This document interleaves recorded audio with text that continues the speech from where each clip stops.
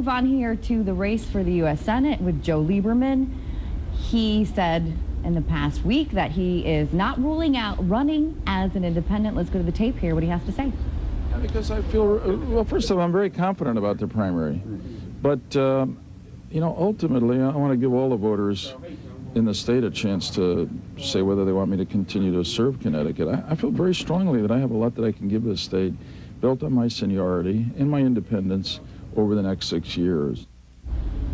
Now, of course, Senator Lieberman, the race is, there's another Republican who's now thrown his hat to the race, Alan Schlesinger, a former state rep and Derby mayor. He says that he will announce Monday that he's running as a Republican, hoping to get the endorsed Republican slate. Of course, Paul Streit says that he's also running, and we have business management Ned Lamont. You wrote something about this, correct, Colin? That got quite a stir from the senator. Yeah, well, I mean, I think he's got a problem on his hands right now. I think, first of all, even people who had a pretty rosy view of Lamont's chances are surprised at how many delegates he seems to be able to turn. Nobody really knows, nobody really has a number. But going into the convention, Lamont's going to have a lot more delegates, I think, than any of us thought. He's going to have no trouble qualifying for a primary. Then you go into August, nobody has any idea who's going to be voting in August. But let's say that there's 50,000 people who are willing to show up and vote against Joe Lieberman or vote for Ned Lamont.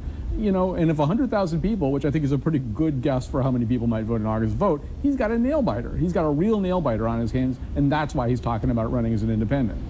And some have said it's interesting, typically an incumbent U.S. Senator pays no attention to the competition. Clearly, Joe Lieberman is paying attention to this, and this is starting to be crunch time as far as the convention. Real quickly, Sue, that's in a few weeks, correct? Right. I found it interesting, too, that Joe Lieberman, who I think he has several $1 million in the bank, I got an email the other day, because we get all of these, that he's desperate for money. He wants to show that he has some momentum as well. And meanwhile, Lamont is actually getting money from people outside of Connecticut that really see this as a chance to try to bump off a conservative Democrat that a lot of people are frustrated with outside of Connecticut. It's also the reverse of the usual strategy. In other words, if people like you, then ignore your challenger and don't say his name. But if people don't like you, point to your challenger and say, do you really want that guy? All right, on that note, Mr. McEnore, thank you.